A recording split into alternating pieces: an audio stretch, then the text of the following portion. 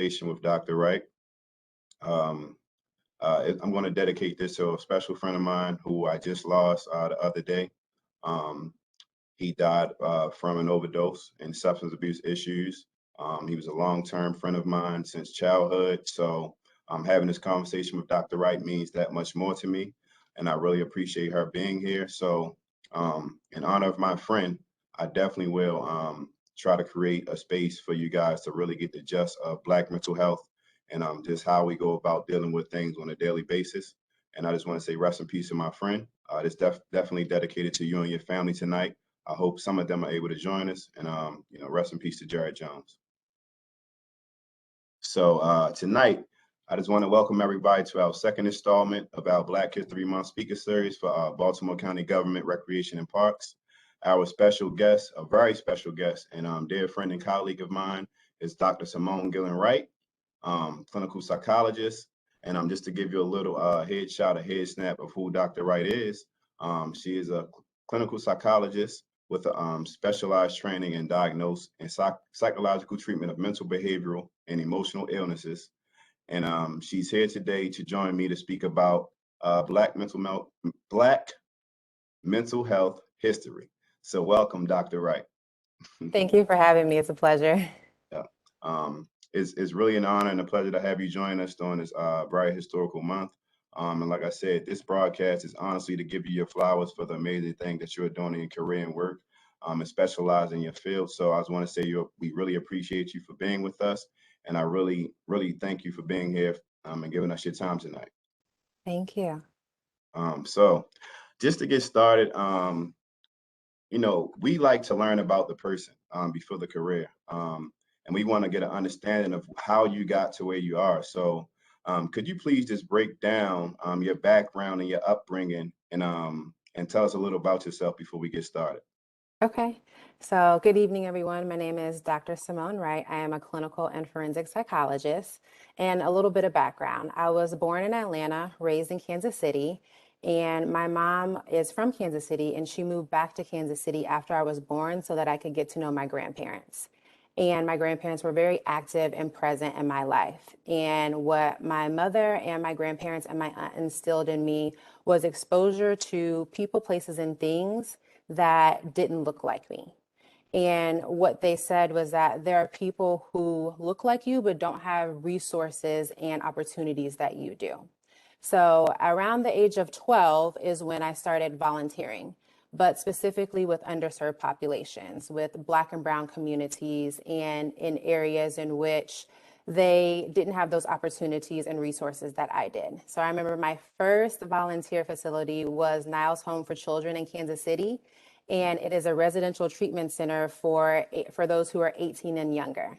And I, my teenage self, was leading a class for young women about body image, self-esteem, loving themselves, and things of that nature. And what I realized is that I served as a model for them. I served as a mentor for them. And what I also served as was hope.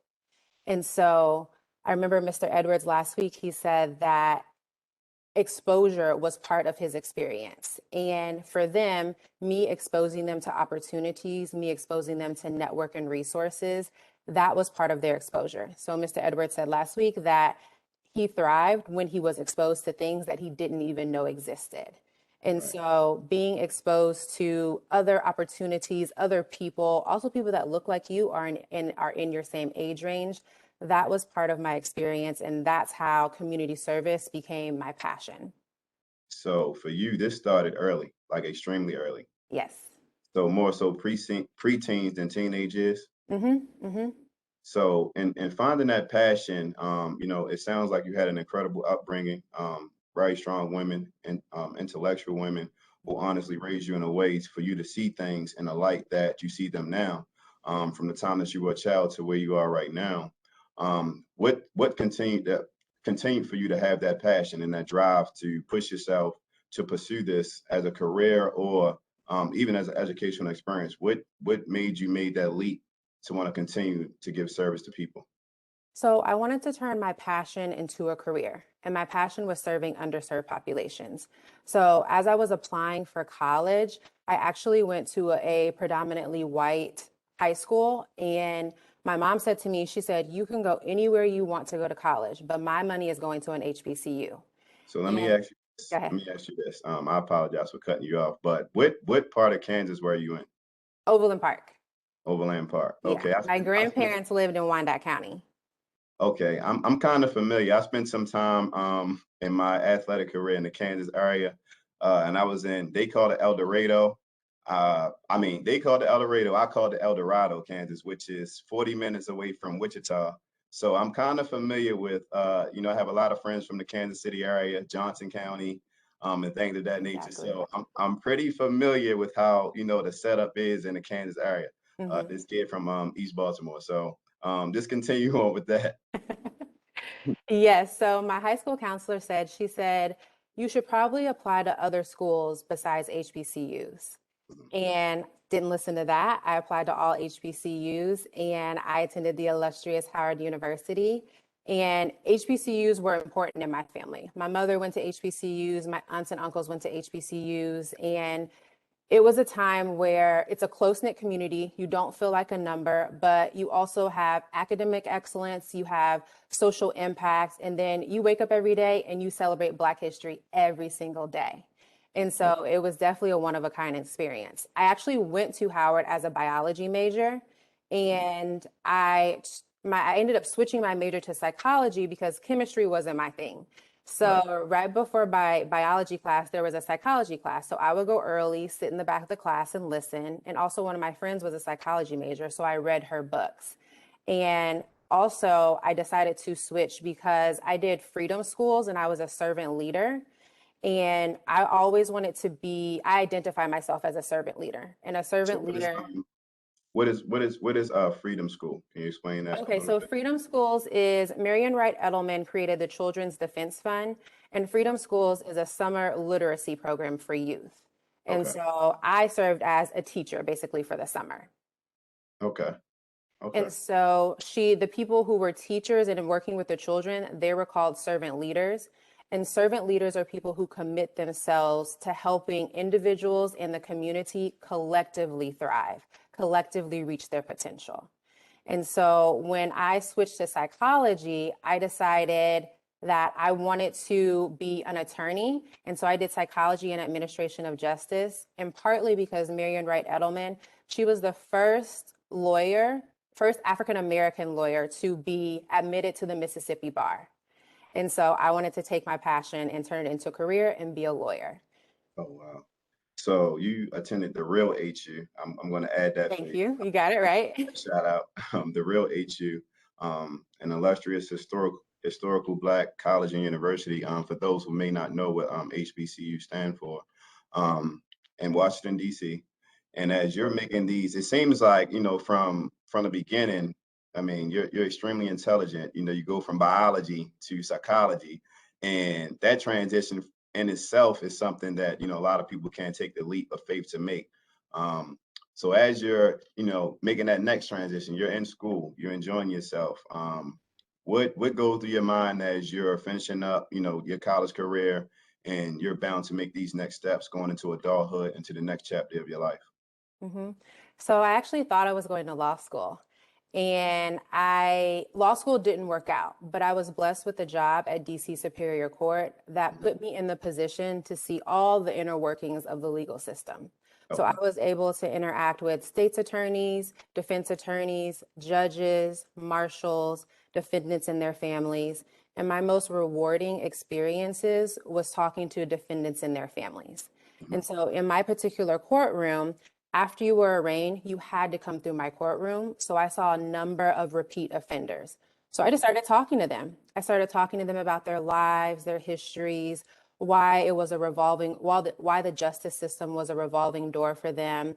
I started to get to know the families because I would see them often. And that's when I decided I wanted to do the psychology of law. I wanted to work with people who had committed crimes, but also have some form of mental illness, because a lot of the youth that I talked to and adults, there was something that they were missing, whether it be their parents were in the system, whether it be education, whether they didn't know how to deal with the trauma and stress of what was going on in their lives. So a lot of them presented with some form of mental illness and just didn't identify it at that moment. Oh wow. So it seems to me like from your childhood, like your parents and your grandparents just instilled like an empathy factor in you that just stuck because getting to know people behind the stories, regardless of circumstance, is something that is extremely special in my opinion. Especially, working in the field that we work in when we have to work with people on a daily basis that come from low income housing or, poverty situations. Is looking past those judgment factors and being able to see the person within the person. And honestly, I have a great deal of respect for what you do. So hearing about your passion and seeing the growth and, where you came from and how you became such this great person and this great doctor that we have. Like it's honestly a blessing to hear. Thank So you. we having a battle in chat right now about what is the real HU. So I'm gonna leave that alone for later. Yeah, we're not even gonna touch that. Going in there right now, right? So I know like in my research about you, I read that at one point in time you were voted as top 30 under 30 in Washington, D.C. by WKYS. Can Yes. you just tell us a little bit about that experience? Because that's powerful. DC is one of the most strongest African American cities in the nation, and to be on a top 30 under 30 list is something that's extremely special.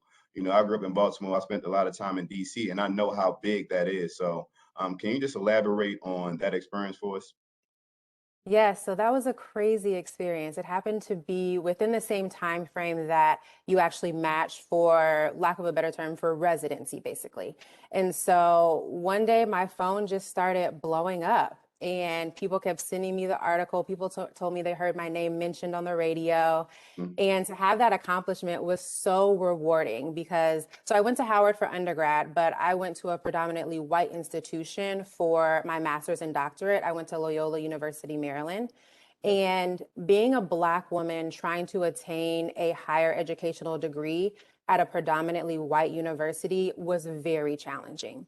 On top of that, you're dealing with racism and stereotypes, on top of trying to maintain your grades, on top of trying to work and trying to do all of these other things. So to have that accomplishment near the end of my tenure at Loyola was very rewarding. And I just felt like my work had been seen. And it also highlighted the fact that I enjoy working with African American males and Right. working with the African American community with having mental health issues. Okay. Wow, that's truly awesome. And it goes back to like I'm glad that you were able to join us last week when we spoke to Darrell about the many accomplishments that he had. So it just sounds like he said that last week that NASCAR was that it factor for him for the many accomplishments that he had in his life.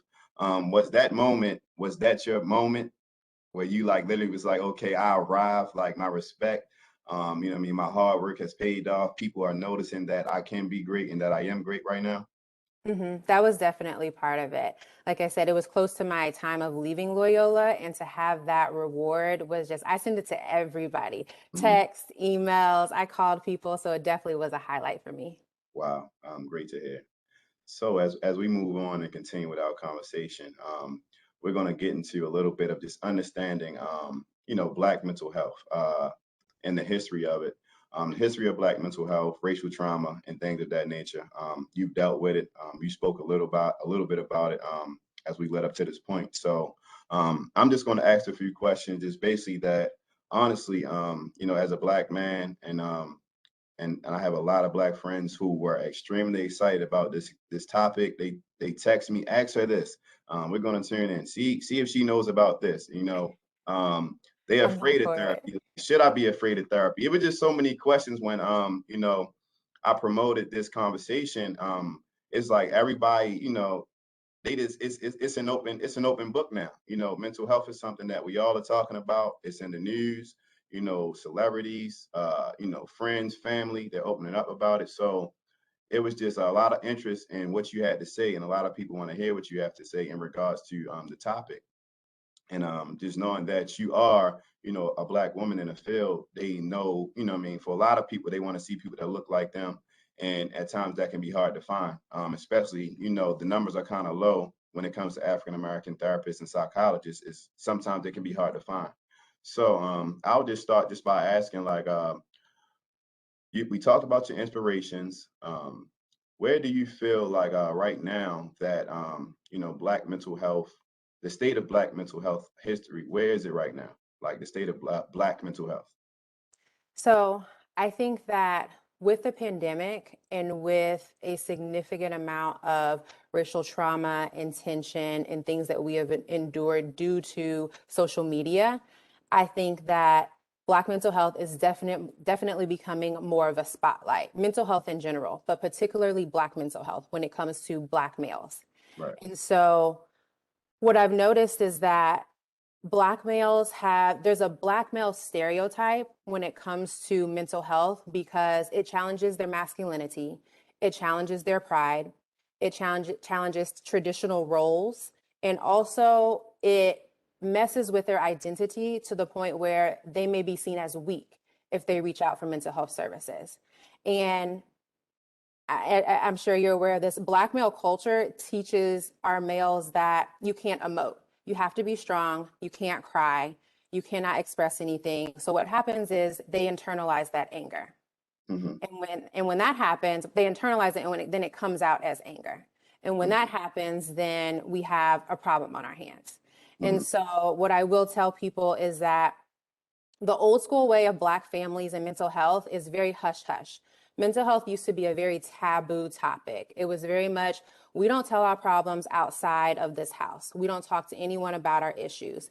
Pray to Jesus, eat your greens, take your vitamins, and you'll be fine.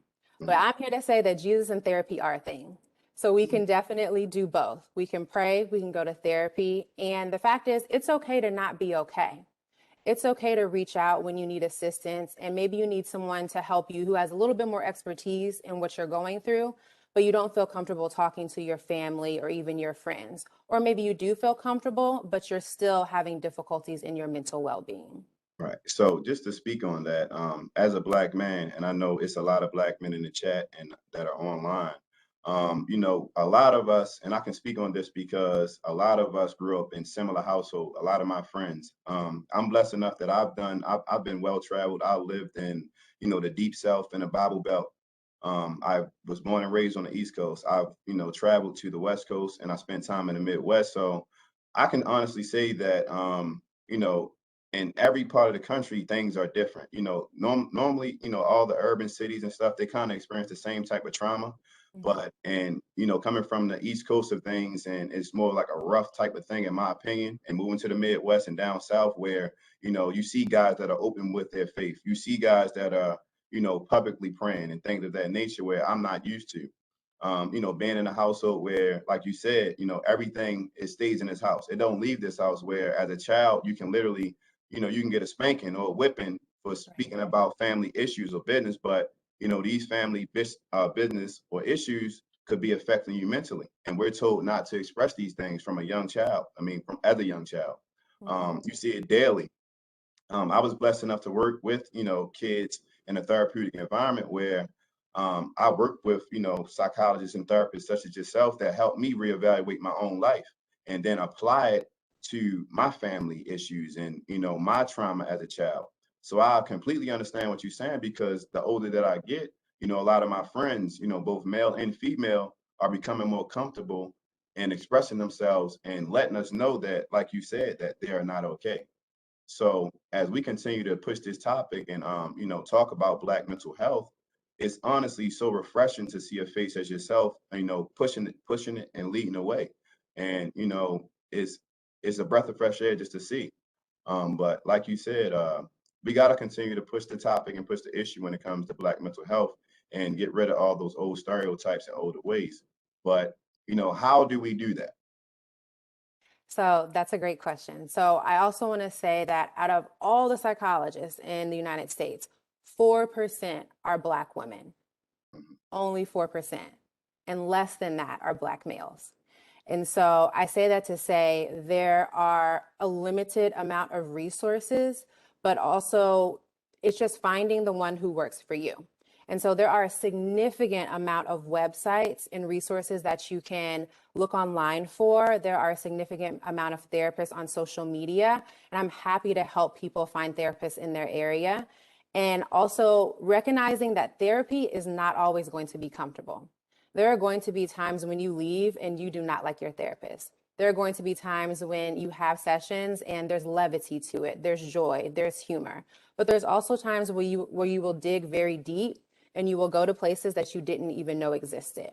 So recognizing that there is truly a spectrum for therapy and allowing yourself to be vulnerable, to grow, and to realize that you have an end goal as well. Mhm. Um, wow, I really appreciate your words.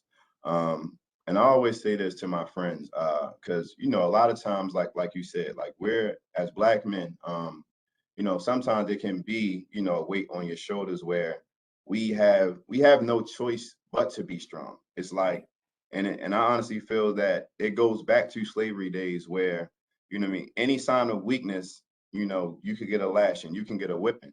And, growing up in household with older parents, it was like the first, or grandparents, the first thing that a lot of my friends went through was, instead of a conversation, it was punitive punishment where, it's a hand, you getting a spanking, you're getting smacked in the face, you're getting a belt, you're getting a switch.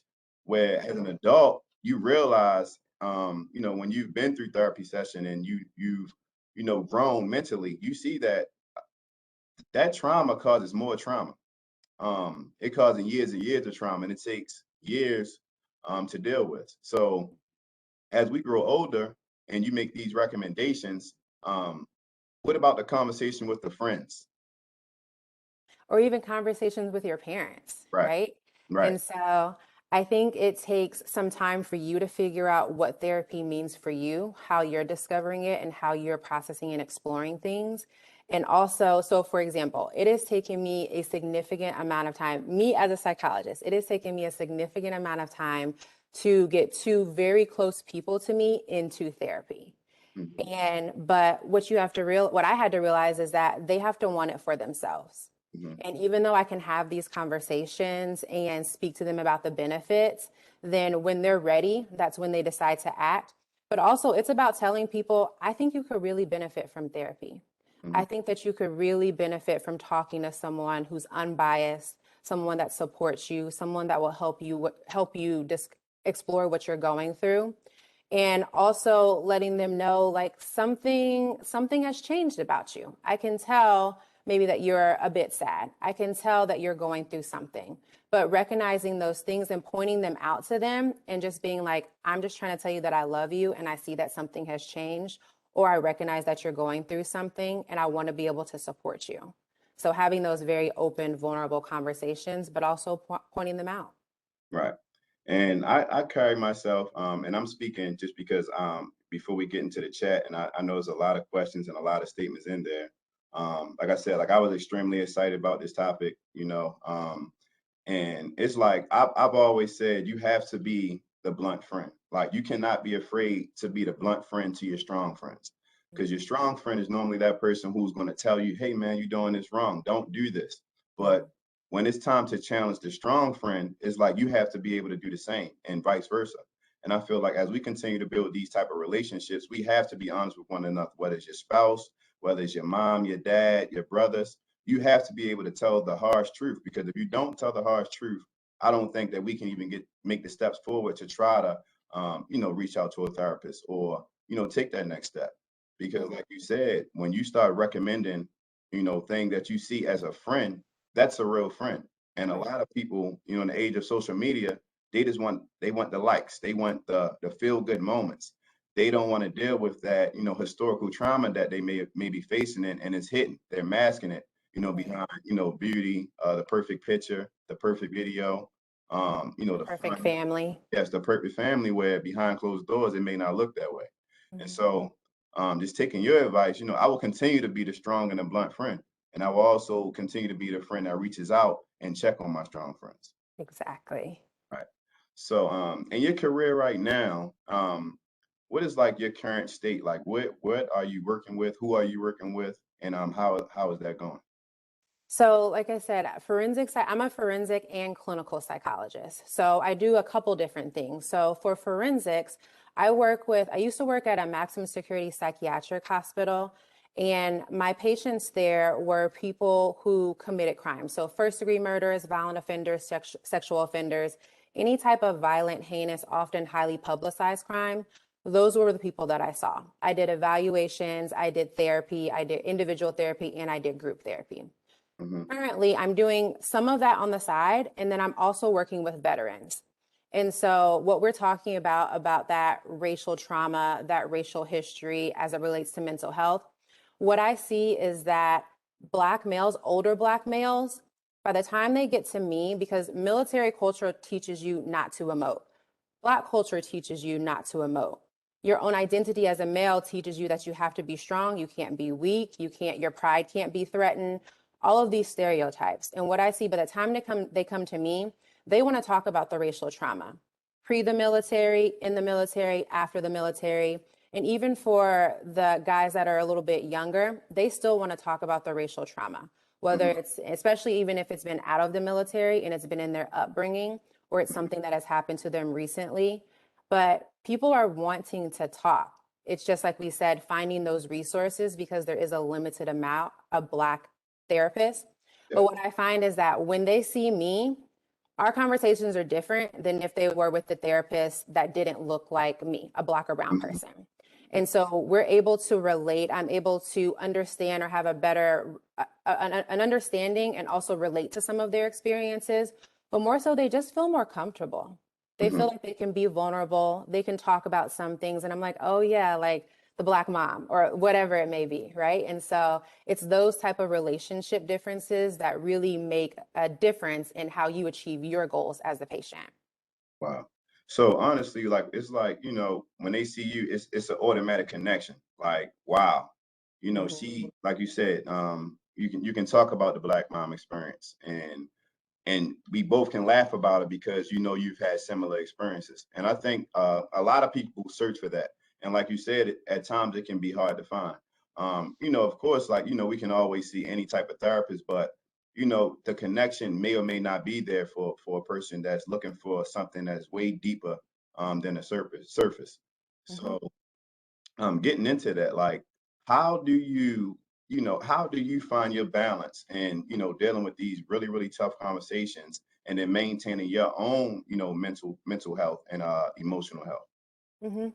So I have learned at the courthouse, because I worked in the courtroom, Mhm. I had to learn how to regulate my emotions. When I first got there, hearing, seeing defendants, seeing victims if they were alive, seeing their families, it was a lot emotionally. So I had to figure out how to regulate my emotions. And then I also had to figure out how to turn work off when I left work and how to turn work on when I came into work. So, especially when I went into the maximum security psychiatric hospital, that was really key, not taking work home with me. And also, therapists need therapy too. Okay. So, I, as a psychologist, I'm in therapy. Everybody has their own stuff, everybody is working on themselves, and it's nothing to be ashamed of. It's okay to not be okay, but the fact that you're trying and that you're consistent with your efforts and you're seeing a difference in yourself, that's what's important. Okay. So, I work in a very diverse atmosphere. I love all my colleagues. I love the different backgrounds and ethnicities that I see every day on a daily basis.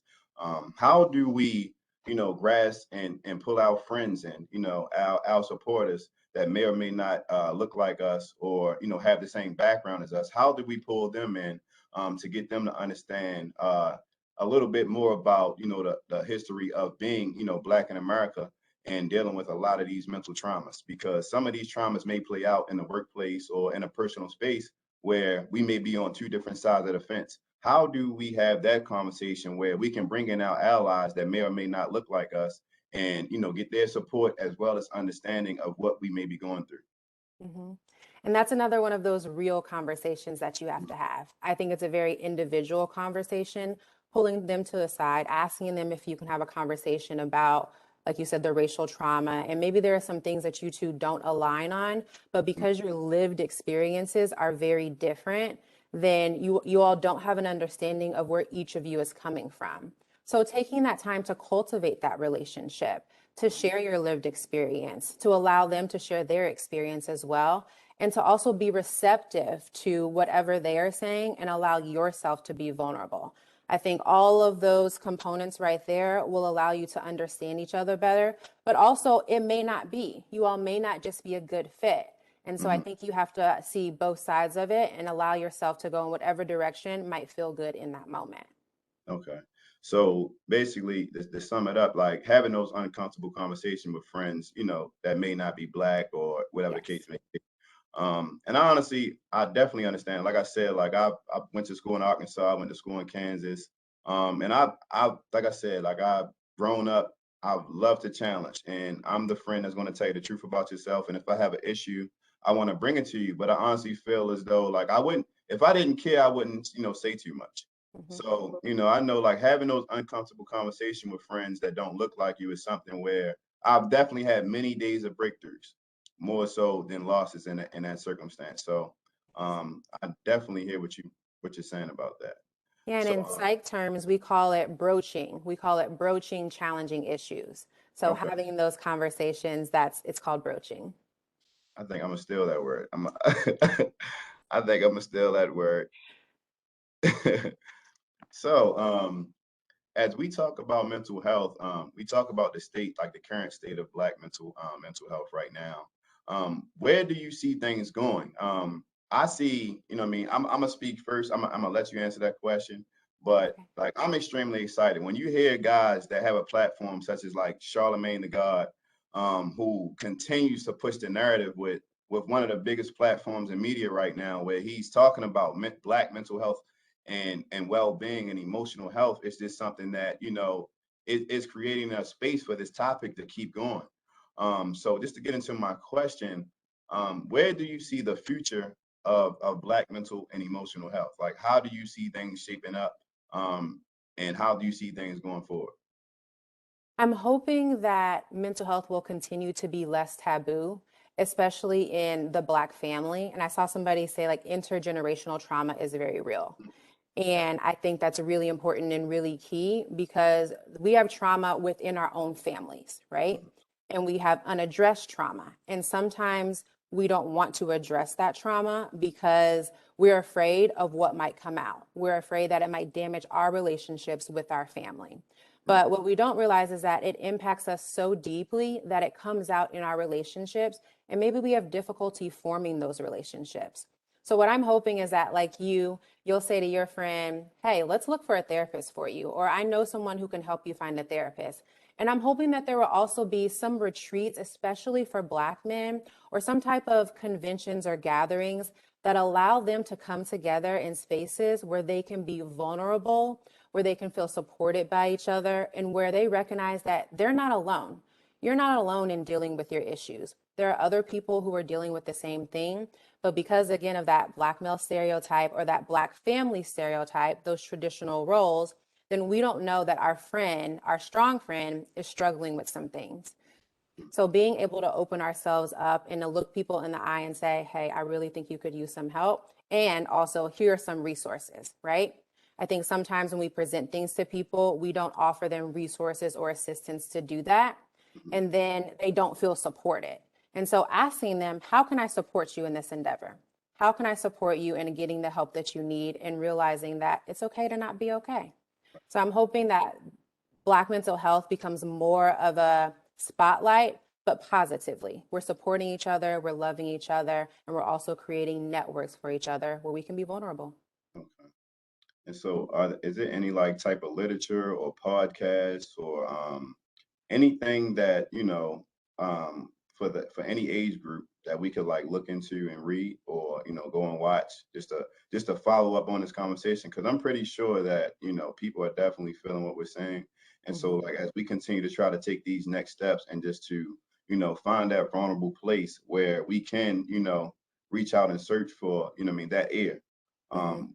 What resources do you use? What literature are you reading? What podcasts are you listening to right now? Like what's your daily, thing that gets you up and going to get ready for work? Yes, that's a great question. So I do books and I also do podcasts. I'm currently reading What Happened to You. And also I'm reading, I'll have to get you the exact name of the book, but there's two books that are on my list regarding trauma within the body, and also another book regarding acceptance and forgiveness. Okay. And I think that's really important because there are a lot of things that we're holding on to that we haven't accepted and we haven't forgiven, whether it be forgiving ourselves or forgiving other people. And so I think that's significant, especially as it relates to trauma. The people that have wronged us, the people that have impacted us so negatively that we hold on to it for years and then we don't realize how it's impacting us. And podcasts, I'll have to get you the name of those too. Okay. Excellent. Excellent. So I know it's a lot of questions. So I'm gonna just get into some of these questions and Okay. like we'll go back and forth. But I'm gonna dive into the chat to see if anybody that's in the chat have any questions for Dr. Simone Wright. Okay. So we'll get in here.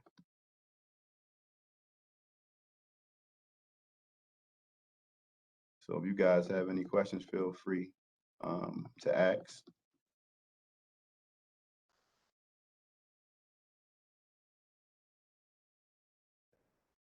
It's not okay to be okay. Andre, I lost one of my best friends to suicide due to mental health challenges. Rest in peace to Dane. Hurt people hurt people. Jamie, of the 4% of African American female psychologists and lower numbers among men, how many obtained their higher degrees received at an HBCU? Do you know Well, that that's a number? good question. I don't know that number, but I can definitely look it up. Okay. And she also asks, also, is the percentage of psychologists, is it more females in general, regardless of ethnicity? That's a great question. So traditionally, psychology was actually a white male entity. And so that, like I said, that kind of old school way of thinking, it was definitely white males. I think that women are definitely becoming more psychologists, but again, that white male, think about privilege and power and all the opportunities that they have. So traditionally, yes, white males, but also women are definitely coming up soon, Okay. And so increasing numbers. Andre, he speaks about intergenerational trauma. So I just want to piggyback on that just a little because I feel as though that is probably the biggest issue with Black men and women in regards to mental health, in regards to substance abuse. Because I know for sure that if you were born in the 80s in Baltimore City, crack cocaine affected your family in some way, shape, or form, whether it was through substance abuse, through death, through mental illness. So, like I said, we're having this conversation. How do we bring like like you said that versus syndrome, old versus young, men versus women? How can we continue to just grow to try to not all the way stop it, but slow it down where our generation is laying the foundation for the people that are coming behind us, just to slow down that trauma.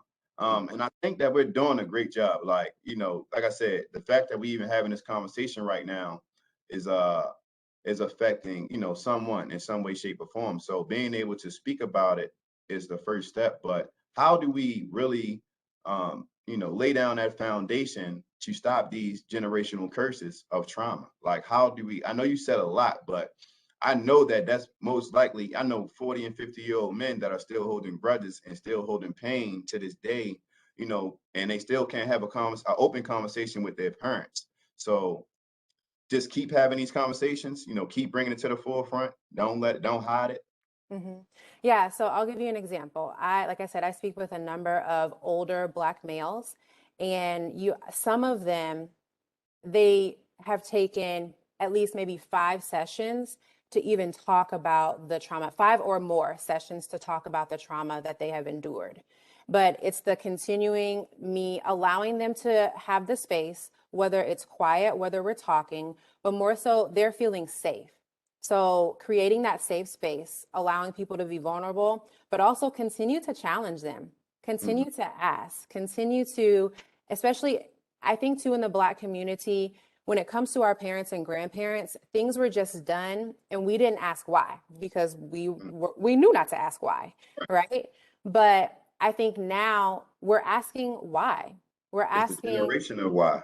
exactly, We grew up, exactly. we grew up without Google. A lot of, I mean, you couldn't, now the kids can break down everything. I'm going to go speak to my therapist. I know, like, I'm not familiar with the law, but I know that I think in certain schools you can talk to a therapist without speaking to your parent about it, right?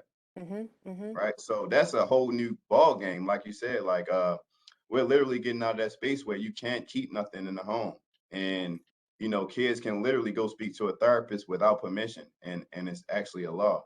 mhm, So I definitely understand, like, pushing the envelope and trying to have those tough conversations, but just playing devil's advocate real quick. You have those older parents, and I'm not. If I'm a go, I'm a die with these secrets type of grandparents where you're not gonna get it out of me. You're going to get put out of my house. You're going to get put out of my kitchen if you keep talking about it. I'm not going to speak about what you're asking me. So just playing devil's advocate, mhm. keep pressing the issue. So that's a good question. I'll give you an example. When I lived in Little Rock, I actually was able to, it was the reunion of the Little Rock Nine, and it was the Little Rock Nine, the members, and also their children. Their Okay. children, who are adults, most of them, their children were saying how they could tell that their parents had been through traumatic experiences. And as much as they asked, their parents would not say anything. And I thought that was very interesting because at some point you have to realize that you have to respect their wishes. Whatever they've gone through, they've decided to not express it. And even though you want better for them, you want them to be able to emote, to express, to kind of lay their burdens down, they have to want it for themselves. So at some point, you have to say, I've done all that I can do. I'm not going to say anything anymore. You might be surprised. People might just come around and Mhm. actually say, you know what, I'm ready to talk to a therapist. But at some point, it's about respecting their boundaries and recognizing that there's some trauma that they just literally cannot speak about. Okay. Okay. Ooh, deep stuff, man. Deep stuff. Um, awesome talk. Definitely will find a therapist for myself soon. Christina asks, how do you get over trauma? Is this something you just let go or do you have to talk about it? Oh, yes. So that's a great question. You definitely have to talk about it. And I would encourage you, what people don't understand about trauma is that you can't talk about it just one time. It's a repeated conversation because just think about when you are trying to learn how to do something new, you do it step by step, but you do it repeatedly over time. So it's the same thing with trauma. You're processing, you're exploring, you're going through those emotions. You're also allowing yourself to sit with those emotions. Whereas previously, when you think about trauma, then you may avoid it. You may avoid the reactions. You may avoid crying. You may get angry, but you just push it off. But in therapy, broaching the topic, being able to actually say, I really feel hurt. I really feel sad. I really feel unwanted or unloved. And Mm. that is tough to do, but talking about it repeatedly and also exposing yourself to new experiences in due time as you continue to process and explore that trauma. Okay. So, say we have a person that wants to take, baby steps before actually going out and seeking a therapist. Mhm. Like, what are your recommendations just for trying to find balance within, daily life, daily stress, just trying to mentally refocus and recenter yourself without actually going to get help or seeking help first? You may not be at that stage where you're ready to go see a therapist. How do I take baby steps to just try to center myself and try to get back to who I truly am? What do you recommend? Great question. So, I recommend mindfulness, and mindfulness allows you to be present in the moment without judging your thoughts. So, you're focusing on whatever is happening for you in that moment, whether it's in your body, it may be something that you're listening to, but you're focusing on just that moment.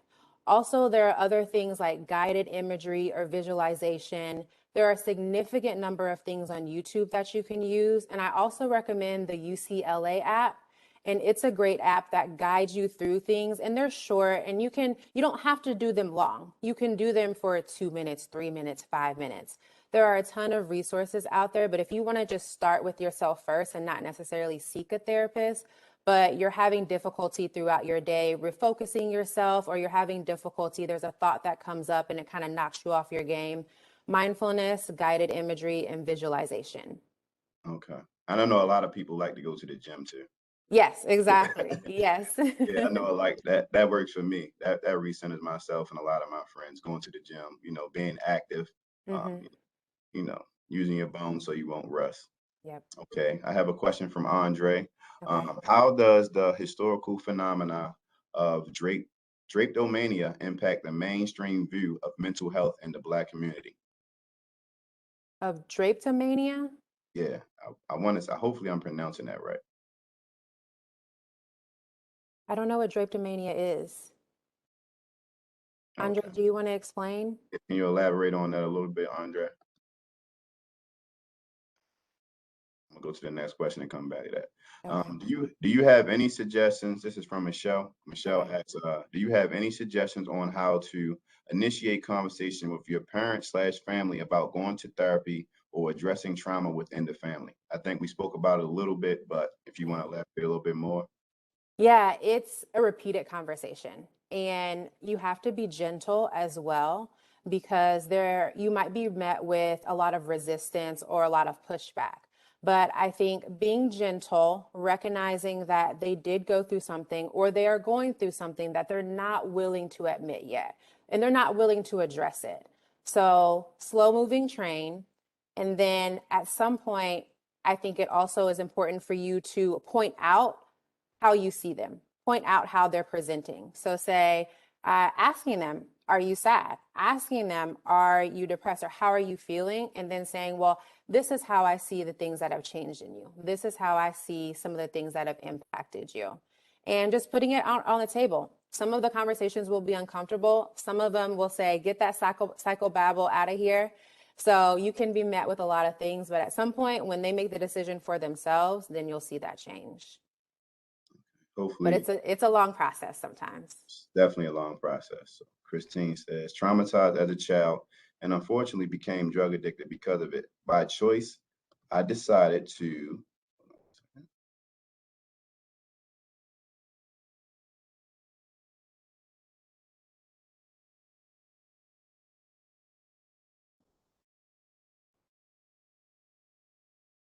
All right, by choice, I decided to try therapy.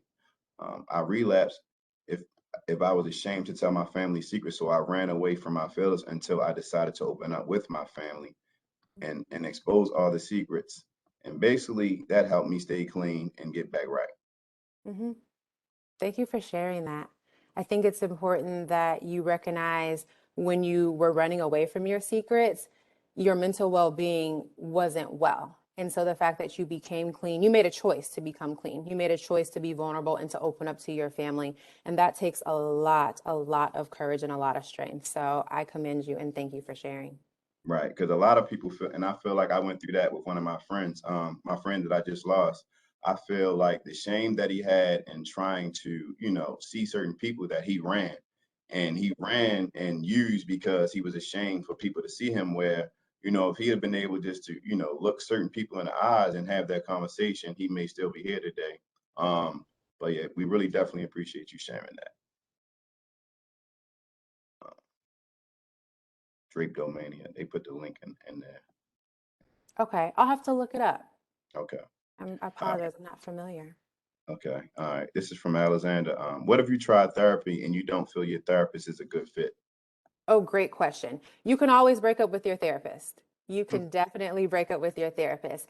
And ethically, if you decide that your therapist is not a good fit, then they should give you recommendations for other therapists. That's just in our ethics. And so I always think it's important too to read the ethics or the guidelines for whatever profession you're seeking, because then you'll be able to say like this doesn't seem right. And so again, you can always break up with your therapist and you can just say, I don't think this is a good fit, and tell them why. Let them know why you don't think that you all are working well together or why you think you're not achieving your goals with this particular therapist.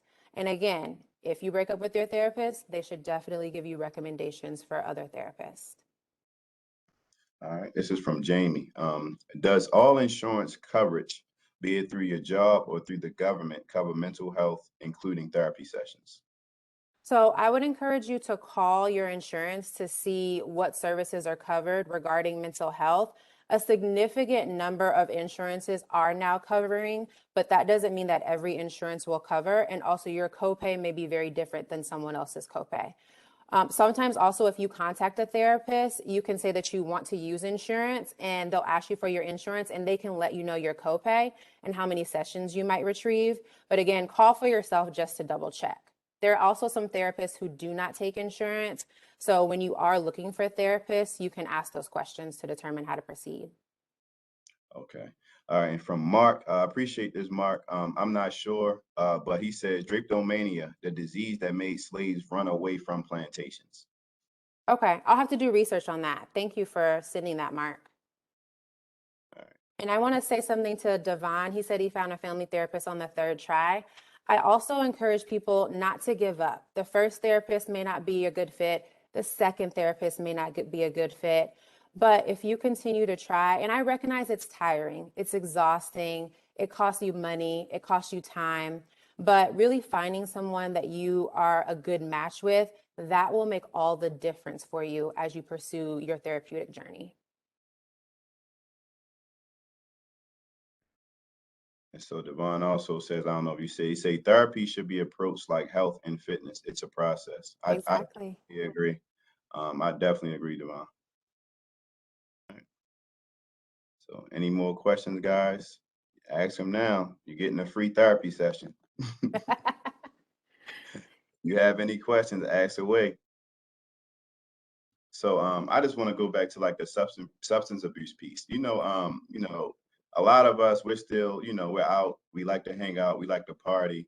How do you recognize when that extra drink is something that may be somebody is self-medicating? Like how what are the signs that someone is self-medicating with, whether it's illegal use of drugs or, like social drinking, but it's starting to get, out of hand type of drinking. Like how do you recognize how do you recognize these signs?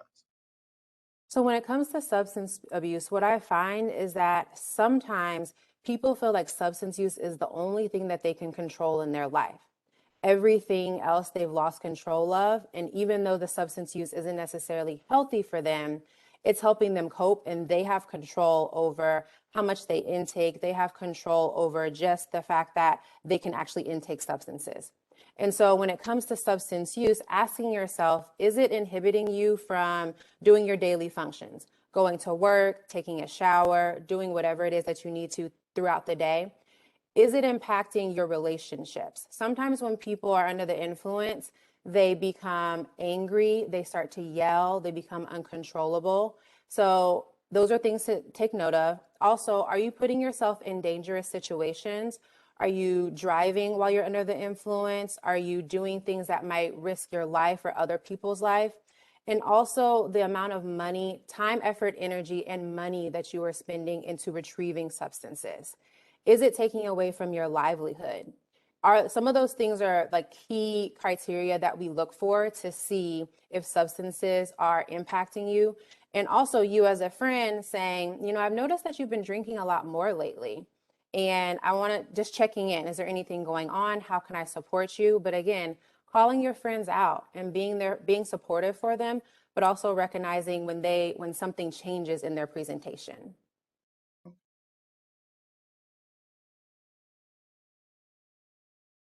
All right, guys. So if we don't have any more questions for Dr. Wright, Dr. Wright, where can we follow you? Where can we look you up? Where can we get your recommendations for these podcasts, the literature? Please give us all your info. So if anyone wants to reach out to you, they will be able to. Yes. So my email is drwrightsimone@gmail.com. Dr. DrWrightSimone @gmail.com. And I'm happy to provide you resources, recommendations, books, podcasts, therapy resources. So please reach out to me. I'm happy to assist. Okay. Well, from Baltimore County Government, Recreation and Parks, myself, Deron Edwards, my whole team, I really appreciate you guys for coming on. Your family and friends and colleagues that came and supported you. Yes. We were so happy to have this conversation and have you with us. Dr. Wright, I want to give you your flowers as you deserve during Black History Month. You are so much appreciated. We really need more people like you. And I thank you for your time as well as your blessings to come through and speak to, our community here in Baltimore County Recreation and Parks. And we look forward to seeing a lot more from you. And I'm pretty sure we'll be reaching back out to everyone that joined in. I appreciate all of you guys, wherever you're listening from, wherever you watched that. I hope you guys enjoyed the conversation. Next week we'll have Miss Brenda Tucker on, and her family was the first African American family to touch down in Hampton, Virginia. So this will be another different approach to our speaking series. It'll be our third installment, and I want to say thank you everybody that came on, and I'll see you next week. Dr. Wright, have a great rest of your weekend, and we appreciate Thank you. you. Thank you, everyone. It's been a pleasure. Yeah. So good night, everyone. Thank you.